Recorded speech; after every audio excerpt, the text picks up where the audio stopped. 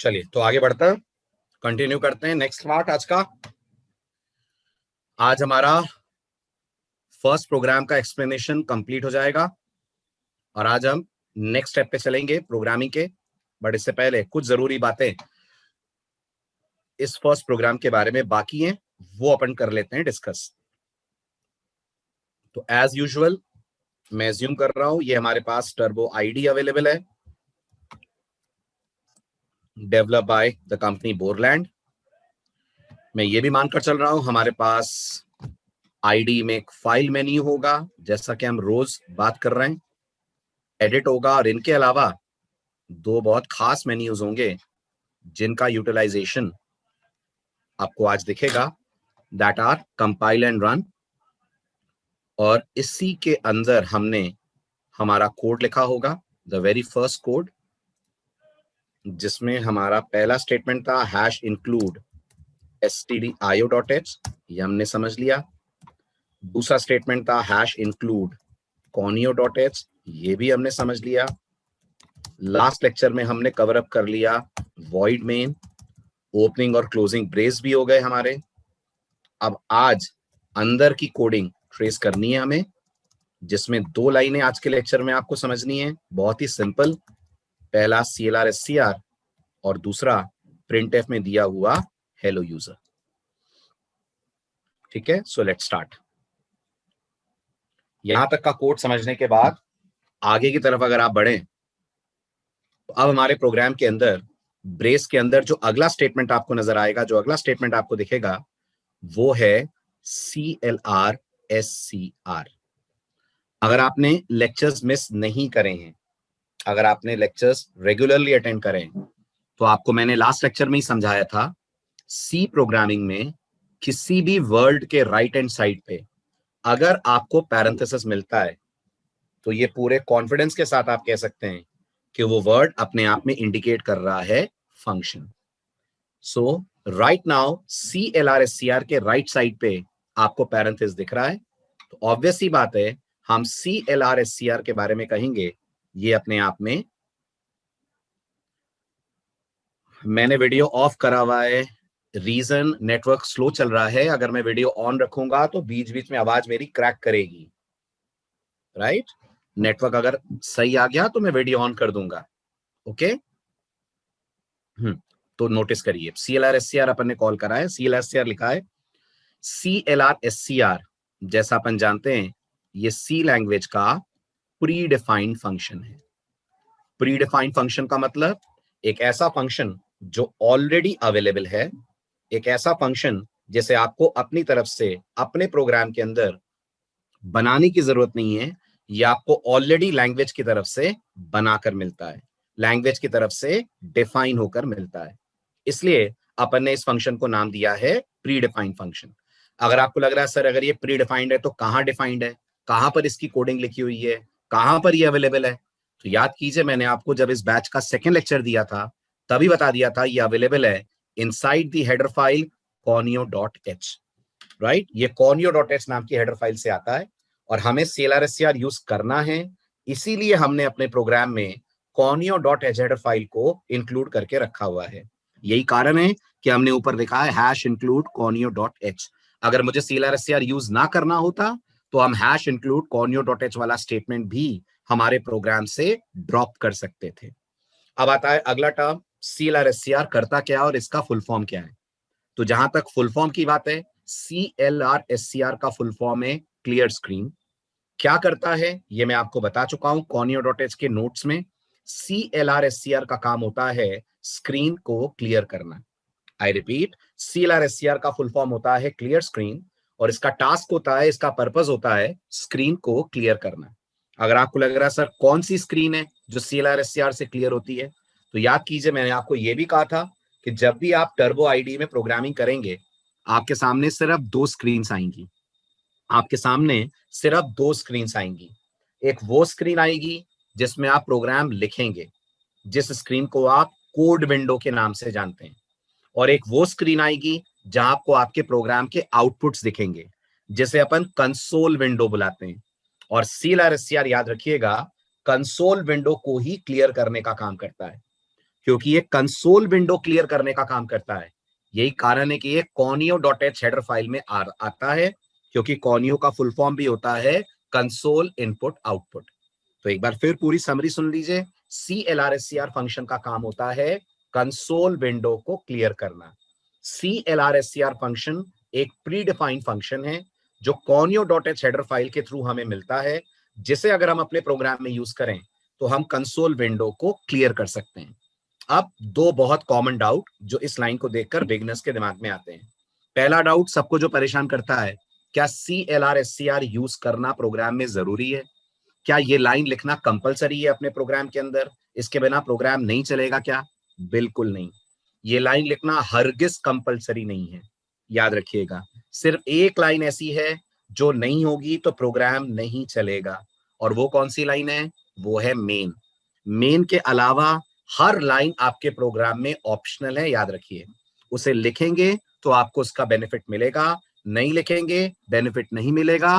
Programme के run होने में कोई दिक्कत नहीं आएगी। फिर सुनिए मेरी पूरी बात। बहुत सारे स्टूडेंट्स इस बात को लेकर कंफ्यूज रहते हैं कि सर क्या CLRSCR लिखना जरूरी है?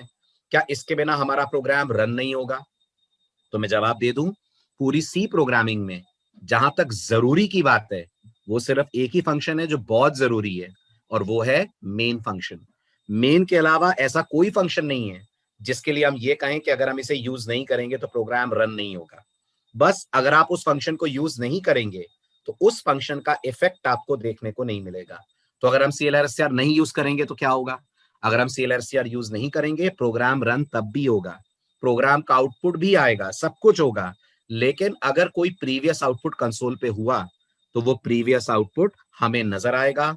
तो प्रीवियस आउटपुट और करंट आउटपुट मिक्स हो जाएंगे, फिर हमें समझ में नहीं आएगा कि कौन सा पुराना आउटपुट है और कौन सा करंट आउटपुट है। हमें वो कंफ्यूजन ना हो, हमें दिक्कत ना हो आउटपुट को समझने में, इसलिए हम CLRSCR यूज करते हैं। मतलब CLRSCR यूज करना ऑप्शनल है। हाँ जी, CLRSCR यूज करना ऑप्शनल है। जिसको पसंद आए वो यूज करे, जिसे नहीं यूज करना है ना करे। कंपाइलर को कोई शिकायत इस बात से नहीं है। सब लोग समझ रहे हैं मेरी बात? Everyone please respond. ये पॉइंट क्लियर हो रहा है? ठीक है। और फिर मैं आपको एक सलाह और दूंगा, एक एडवाइस और दूंगा कि अगर आप CLRSCR यूज नहीं करते हैं, अगर आप CLRSCR यूज नहीं करते हैं तो फिर conio.h को भी हटा दीजिएगा। क्यों? conio.h को हटाने से क्या फर्क पड़ेगा? बहुत फर्क पड़ेगा। आपके लिए conio.h का स्टेटमेंट एक लाइन का है, लेकिन याद कीजिए, अगर आपने लास्ट वाला सेक्शन अटेंड करे हो, जब ये प्रोग्राम प्री प्रोसेसर डायरेक्टिव के थ्रू गुजरेगा तो conio.h का पूरा 200 लाइनों का कोड आपके प्रोग्राम में आकर अटैच हो जाएगा। आप सोचिए conio.h को यूज करने का क्या मतलब है जब हम conio.h के किसी फंक्शन को यूज कर ही नहीं रहे। सही कह रहा हूं? जल्दी बोलिए, सही कह रहा हूं? इसलिए अगर आप CLRSCR यूज नहीं करते हैं, conio.h का कोई फंक्शन यूज नहीं करते हैं, तो अकलमंदी ये है, फिर conio.h का इंक्लूड स्टेटमेंट भी आप हटा दे। नंबर ऑफ लाइंस आपके प्रोग्राम में बिल्कुल आधी रह जाएंगी। आपको याद होगा, आपका ये प्रोग्राम 461 लाइंस का प्रोग्राम है। अगर आप इसमें से CLRSCR को ड्रॉप करते हैं और conio.h को भी ड्रॉप करते हैं तो ये प्रोग्राम रफली अराउंड 200 लाइंस के आसपास आ जाएगा, क्योंकि उतनी लाइनें आपके प्रोग्राम में से conio.h के थ्रू हट जाएंगी। आई बात समझ? आगे बढ़ू? ठीक है। अब बहुत बहुत इंपॉर्टेंट पॉइंट पे आ रहा हूं मैं। ये पॉइंट भी जब हम लोग फंक्शंस पढ़ेंगे तब हम बहुत डिटेल में पढ़ेंगे, बहुत अच्छे से हम इस पॉइंट को समझेंगे। लेकिन एज अ बिगिनर जितनी बातें जितनी जल्दी क्लियर हो जाए उतना बेटर होता है। तो एक छोटी सी बात है, एक छोटा सा डाउट है जो बहुत सारे लोगों को परेशान करता है। अच्छा ठीक है, पहले प्रिंस का डाउट मैं दूर कर दूं। Prince wants to ask some question. Prince, मैं आपको अनम्यूट कर रहा हूं, बोलिए प्रिंस। सर अगर हम conio.h हेडर फाइल अगर यूज नहीं करेंगे तो और उसके अंदर का वो फंक्शन CLRSCR भी यूज नहीं करेंगे तो सर कंसोल विंडो पे जो माइक्रोसॉफ्ट कॉर्पोरेशन वो लिख के आता है सर, वो तो फिर वैसे ही आएगा ना फिर तो? नहीं, फर्स्ट टाइम पे वो हट जाएगा। फर्स्ट टाइम पे बाय डिफॉल्ट वो विंडो से हट जाता है, लेकिन अगली बार, मतलब अगर एक प्रोग्राम के बाद दूसरा प्रोग्राम आपने बनाया तो वो दूसरे प्रोग्राम के कारण प्रीवियस आउटपुट आता रहेगा।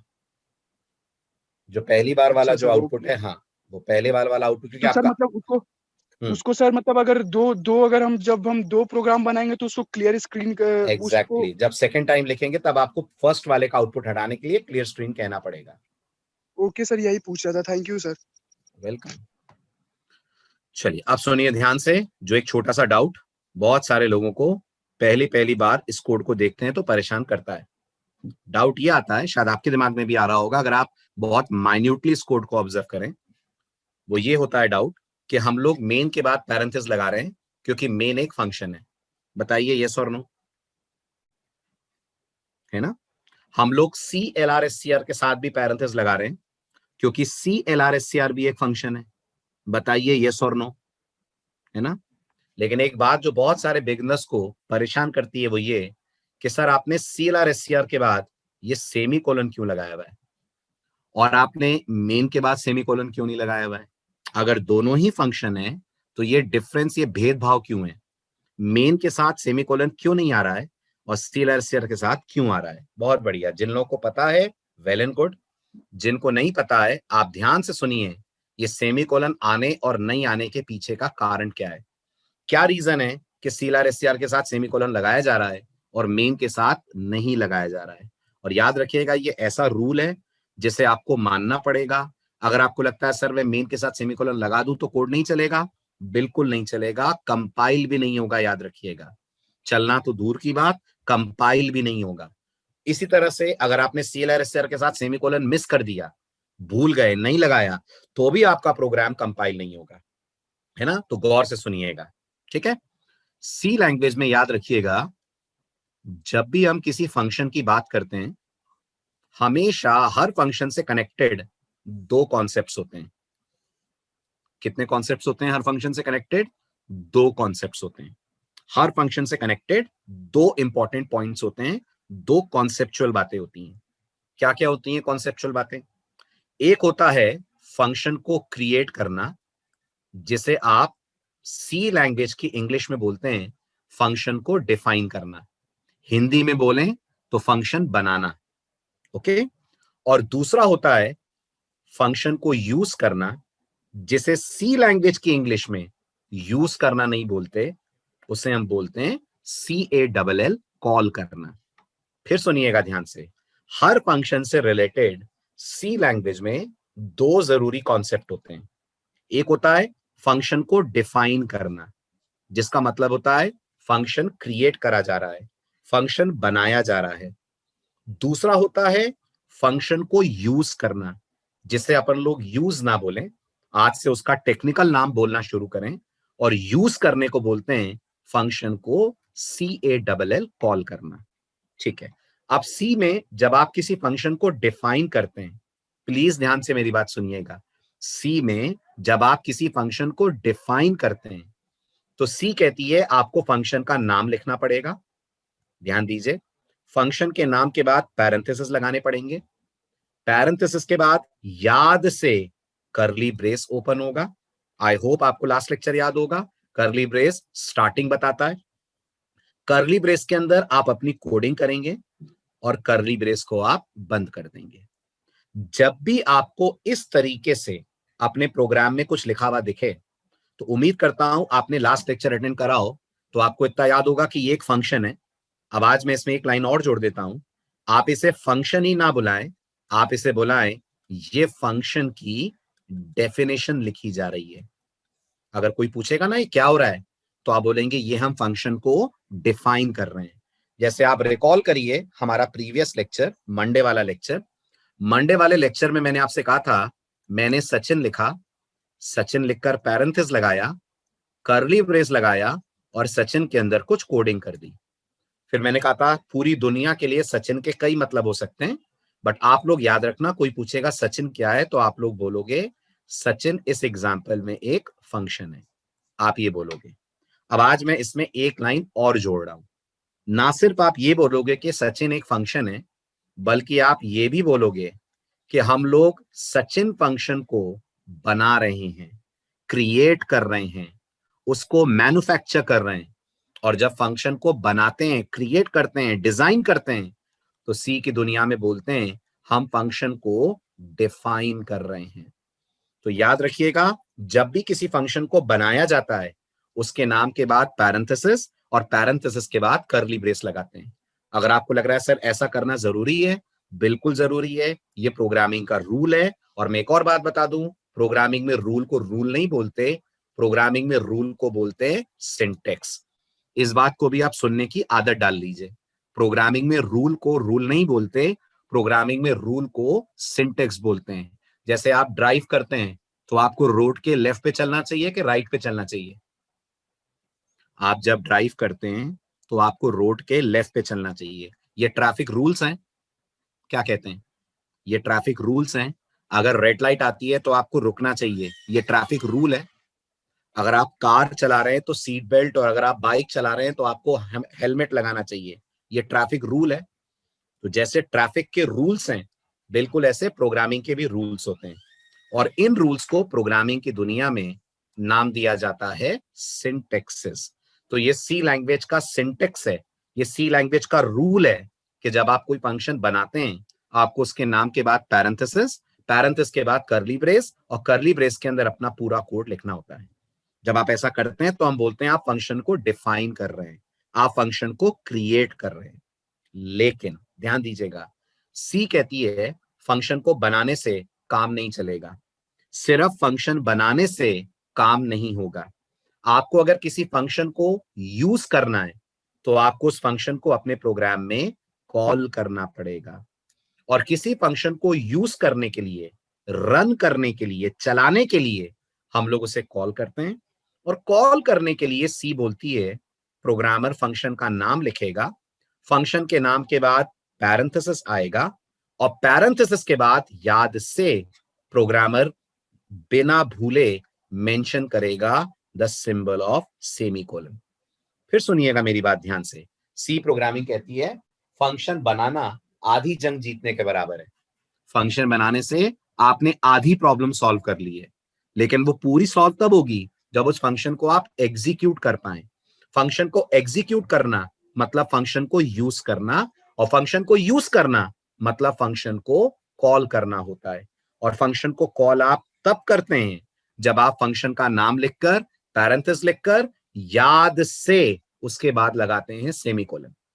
ठीक है, अब आप सब मेरे एक छोटे से सवाल का जवाब दीजिए। ये जो CLR SCR है, ये फंक्शन मैं बना रहा हूं, मैं डिफाइन कर रहा हूं, या ये प्री डिफाइंड है? जल्दी बोलिए, इस फंक्शन को मैं बना रहा हूं या ये प्री डिफाइंड है? वेरी गुड, ये फंक्शन प्री डिफाइंड है। तो फिर हम CLR SCR को बना नहीं रहे हैं, हम CLR SCR को अपने प्रोग्राम में क्या कर रहे हैं? हम CLR SCR को अपने प्रोग्राम में कॉल कर रहे हैं, हम CLR SCR को अपने प्रोग्राम में यूज कर रहे हैं। और दिमाग लगाइए, जब हम CLR SCR को यूज करेंगे तो ऑब्वियस सी बात है ना, according to syntax, according to rule, ये सेमीकोलन आएगा कि नहीं आएगा? ये सेमीकोलन आएगा कि नहीं? 100% ये सेमीकोलन आपको देना पड़ेगा। अगर आपने सेमीकोलन नहीं दिया तो लैंग्वेज अपनी तरफ से दे देगी एरर, कंपाइलर अपनी तरफ से दे देगा एरर, क्योंकि उसे CLR SCR के बारे में दो ही चीजें पता है, या तो CLR SCR डिफाइन होगा या CLR SCR कॉल होगा। आपने CLR SCR को डिफाइन करा नहीं है, इसका मतलब ये ऑलरेडी डिफाइंड है। तो फिर आपको CLR SCR को करना पड़ेगा प्रोग्राम में कॉल, और जब आप कॉल करते हैं तब आपको याद से उसके नाम के बाद लगाना पड़ेगा पैरेंथेसिस।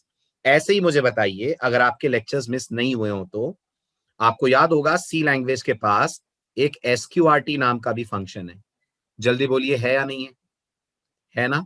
तो अगर हम लोग मेन के अंदर SQRT लिखते हैं तो आप बताइए सेमीकोलन आएगा कि नहीं आएगा? जल्दी बोलिए, सेमीकोलन आएगा कि नहीं आएगा? 100% आएगा। क्यों आएगा? क्योंकि हम SQRT को कॉल कर रहे हैं, हम SQRT को खुद बना नहीं रहे हैं, SQRT ऑलरेडी बना हुआ है। हालांकि आप मुझे अभी भी टोक सकते हैं, आप मुझे अभी भी ये कह सकते हैं कि सर अभी भी तो ये नहीं चलेगा। हाँ, बिल्कुल नहीं चलेगा, क्योंकि अगर SQRT यूज करना है तो मुझे ऊपर याद से अटैच करनी पड़ेगी उसकी करस्पॉन्डिंग हेडर फाइल, जिसका नाम है math.h, जहां SQRT अवेलेबल है। और फिर मैं SQRT को अपने प्रोग्राम में कर पाऊंगा कॉल, उसे पास कर पाऊंगा कोई भी नंबर जिसका वो मेरे को कैलकुलेट करके दे सकता है स्क्वायर रूट। समझ आया? कॉल, कॉल किसे कहते हैं, समझ आया? आया। अब आ जाइए आप मेन पे। अभी बताइए, जो मेन फंक्शन है जो हम डेली बना रहे हैं जब से बैच स्टार्ट हुआ है, क्या हम लोग मेन को भी कॉल कर रहे हैं? क्या हम लोग मेन को भी कॉल कर रहे हैं? ना, बिल्कुल नहीं। हम मेन को कॉल नहीं कर रहे हैं, हम मेन बना रहे हैं, हम मेन को क्रिएट कर रहे हैं, हम मेन को डिफाइन कर रहे हैं। और गौर करिए, क्योंकि हम मेन को डिफाइन कर रहे हैं, बना रहे हैं, इसलिए हम मेन के साथ हरगिज हरगिज नहीं लगाएंगे सेमीकोलन। क्यों? क्योंकि सी का सिंटेक्स ऐसा कहता है, सी का रूल ऐसा कहता है कि जब आप कोई फंक्शन डिफाइन करें तब आप पैरेंथेसिस तो लगाएं, बट आप कभी भी गलती से उसके साथ सेमीकोलन ना लगा दें। अच्छा, लगा देंगे तो क्या होगा? लगा देंगे तो कंपाइलर कंफ्यूज हो जाएगा। क्यों कंफ्यूज हो जाएगा कंपाइलर? फिर कंपाइलर को ऐसा लगेगा कि मेन किसी हेडर फाइल के अंदर अवेलेबल होगा, और किसी भी हेडर फाइल में, गौर करिएगा, मेन अवेलेबल नहीं होता है। आई रिपीट माई वर्ड्स, किसी भी हेडर फाइल में, याद रखिएगा, मेन अवेलेबल नहीं होता है।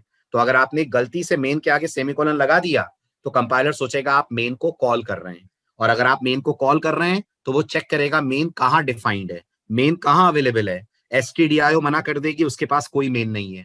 conio.h भी मना कर देगी, उसके पास भी कोई मेन नहीं है। और कंपाइलर इस लाइन को देखकर क्या करेगा? कंपाइलर इस लाइन को देखकर फिर दे देगा एरर, क्योंकि वो कहेगा मैं ढूंढ आया, मुझे कहीं मेन नाम का फंक्शन ही नहीं मिल रहा, आप कौन से मेन को कॉल कर रहे हैं जो अवेलेबल ही नहीं है। इसलिए हरगिज मेन के साथ अपन को सेमीकोलन नहीं लगाना होता है। अभी भी अगर आपको ऐसा लग रहा है सर मुझे नहीं समझ में आ रहा, मुझे कंफ्यूजन हो रहा है, तो मैं आपको एक छोटा सा पॉइंट दे रहा हूं, आप उसको याद रखें। कौन सा पॉइंट? जब तक हम फंक्शन चैप्टर पे नहीं आते हैं, सुनिए सुनिए ध्यान से शनूर, मैं वही बोल रहा हूं, जब तक हम फंक्शन चैप्टर पे नहीं आते हैं तब तक मेन के अलावा जितनों के साथ पैरेंथेसिस आएगा सबके साथ सेमीकोलन लगेगा।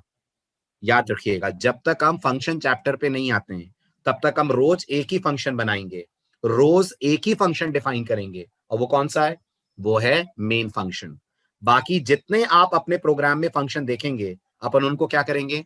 अपन उनको कॉल करेंगे। तो जब अपन उनको कॉल करेंगे तो उनके साथ सेमीकोलन लगेगा ना? बिल्कुल, उनके साथ सेमीकोलन लगेगा। हम अपना खुद का फंक्शन बनाना जब सीखेंगे तब कौन सा चैप्टर आ चुका होगा? हम अपना खुद का फंक्शन बनाना तब सीखेंगे जब फंक्शन चैप्टर आ चुका होगा। याद रखिएगा, फंक्शन चैप्टर आपको दो और बातें सिखाएगा जो पेंडिंग चल रही हैं।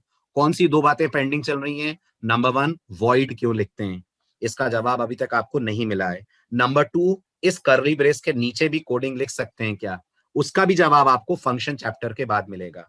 इसी तरह से इस तीसरे सवाल का जवाब भी फंक्शन चैप्टर देगा कि क्या मेन के अलावा भी कोई फंक्शन ऐसा होगा जिसके साथ हम सेमीकोलन ना लगाए, कर्ली ब्रेस लगाएं। इन अदर वर्ड्स, क्या मेन के अलावा भी कोई फंक्शन हम डिफाइन करेंगे? बिल्कुल करेंगे, लेकिन उसके लिए हमें फंक्शन चैप्टर का वेट करना पड़ेगा। जब फंक्शन चैप्टर आएगा तब हम जरूर फंक्शंस को करेंगे डिफाइन। आ रही है बात समझ? ये कौन सा चैप्टर है? ये चैप्टर नंबर 5 है। थोड़ा सा वेट करिए, आ जाएगा वो चैप्टर भी। इतना क्लियर हुआ?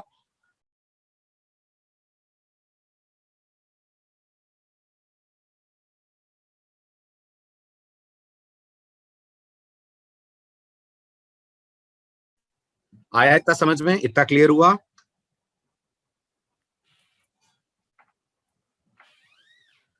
चलिए आगे बढ़ूं। अब एक और बहुत जरूरी बात बोलने जा रहा हूं। यहां तक क्लियर है? सब समझ आ रहा है? ठीक है। अब मेरी इन सारी बातों को सुनकर एक और क्वेरी आपके दिमाग में आएगी। आपके दिमाग में क्वेरी ये आनी चाहिए कि सर आपने अभी अभी कहा फंक्शन डिफाइन करने से कुछ नहीं होता, कोई भी फंक्शन तब यूज होता है, तब चलता है जब हम उसे कॉल करते हैं। कहा ना मैंने ये बात? अभी मैंने आपसे बोला ना, सचिन डिफाइन करने से कुछ नहीं होगा। आपको अगर सचिन यूज करना है तो सचिन को कॉल करना पड़ेगा। जब तक सचिन को कॉल नहीं करेंगे सचिन यूज नहीं होगा।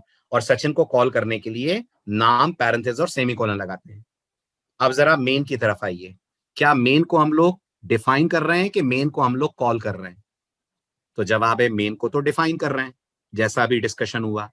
तो फिर अगर हम मेन को डिफाइन कर रहे हैं और हम मेन को कॉल नहीं कर रहे हैं तो मेन कैसे चलेगा, मेन कैसे रन होगा? क्योंकि कोई भी फंक्शन रन होने के लिए तो कॉल करना जरूरी है। इसका जवाब मंडे के लेक्चर में था। याद कीजिए, मैंने आपसे कहा था जब आप अपने प्रोग्राम को रन करते हैं तो आपके प्रोग्राम को रन कौन करता है? जल्दी बोलो। आपके प्रोग्राम को रन ऑपरेटिंग सिस्टम करता है। और मैंने आपसे क्या कहा था, ऑपरेटिंग सिस्टम मेन से प्रोग्राम रन करता है, यही लाइन बोली थी ना मैंने, ऑपरेटिंग सिस्टम मेन से प्रोग्राम रन करता है। अब इस लाइन को टेक्निकल कर दीजिए, ये नॉर्मल हिंदी में थी, इसे टेक्निकल हिंदी या इंग्लिश में कर दीजिए, तो इसका टेक्निकल वर्जन बनेगा ऑपरेटिंग सिस्टम मेन को कॉल करता है। दैट मीन्स मेन को डिफाइन करना प्रोग्रामर की रिस्पॉन्सिबिलिटी है, और मेन को कॉल करना किसकी रिस्पॉन्सिबिलिटी है? Everyone please respond. मेन को कॉल करना रिस्पॉन्सिबिलिटी है ऑपरेटिंग सिस्टम की। तो हम प्रोग्रामर मेन को डिफाइन करते हैं, लेकिन मेन भी एक फंक्शन है, बिना कॉल के मेन भी रन नहीं होता, तो उसे कॉल मैं और आप नहीं करते, उसे कॉल ओएस करता है। क्या हमें वो कॉल दिखता है? नहीं, वो कॉल आपको दिखेगा नहीं, वो कॉल ऑपरेटिंग सिस्टम के अंदर होता है। आपको उस कॉल का असर दिखता है, असर ये होता है कि आपके प्रोग्राम का एग्जीक्यूशन स्टार्ट हो जाता है जब आप अपने प्रोग्राम को रन करते हैं। तो मंडे वाला स्टेटमेंट आज थोड़ा सा टेक्निकल वर्ड्स में मैं बोल रहा हूं। मंडे मैंने आपको पढ़ाया, whenever we run a program, operating system starts the execution from main। अब आज इंटरव्यू के लिए आप इस लाइन को टेक्निकल कर दें, आप बोलेंगे whenever we run a C program, operating system starts the execution by calling the function main। I repeat the statement again, whenever we run a C program, operating system starts the execution by calling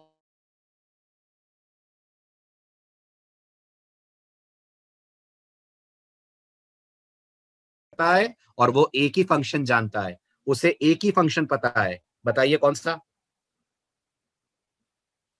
voice lag कर रही है, इसलिए मैं कह रहा था video on नहीं करना है ना। 2 मिनट रुक जाइए, जस्ट वेट फॉर 2 मिनट्स। अभी ठीक है? Is the voice clear now? Right. तो जब भी हम अपने प्रोग्राम के अंदर मेन डिफाइन करते हैं, हम डिफाइन करते हैं और ऑपरेटिंग सिस्टम मेन को कॉल करता है। I hope this line is clear to everyone. Everyone please respond. जो आप पढ़ रहे हैं वो बहुत इंपॉर्टेंट प्रोग्रामिंग कॉन्सेप्ट है। बिल्कुल प्रिंस, जब भी हम प्रोग्राम को रन करते हैं, ऑपरेटिंग सिस्टम हमारे प्रोग्राम का एग्जीक्यूशन स्टार्ट करता है। और ऑपरेटिंग सिस्टम क्या फर्स्ट लाइन से स्टार्ट करता है? क्या ऑपरेटिंग सिस्टम लाइन नंबर 1 से शुरू करता है? No, not at all. Operating system हमारे प्रोग्राम का एग्जीक्यूशन स्टार्ट करता है उस लाइन से जिस लाइन का टाइटल MAIN मेन होता है। और स्टार्ट करता है मतलब क्या? तो आप बोलोगे टेक्निकल वर्ड्स में, स्टार्ट करता है मतलब कॉल करता है, ऑपरेटिंग सिस्टम मेन को कॉल करता है। आई बात समझ? पॉइंट क्लियर हुआ? ठीक है, चलिए अब आइए ऐसे ही एक और बहुत इंपॉर्टेंट कॉन्सेप्ट पे, छोटा सा है लेकिन बहुत इंपॉर्टेंट है।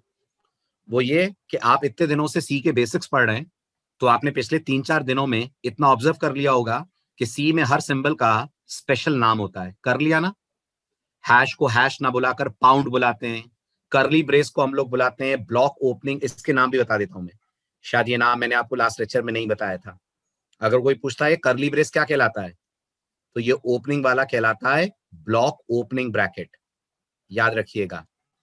और अगर ये कहलाता है ब्लॉक ओपनिंग ब्रैकेट, ऑब्वियस सी बात है ये कहलाएगा block closing bracket.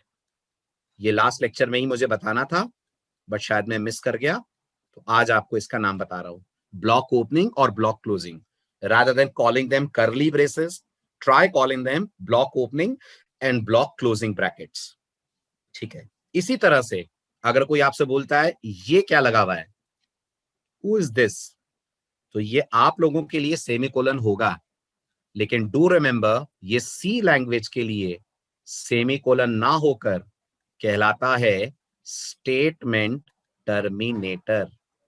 In the world of C programming language, the symbol of semicolon is better known as statement terminator। अब सवाल आता है ये स्टेटमेंट टर्मिनेटर क्या करता है? तो इसका जवाब है ये स्टेटमेंट टर्मिनेटर सी में वही करता है जो इंग्लिश में फुल स्टॉप करता है।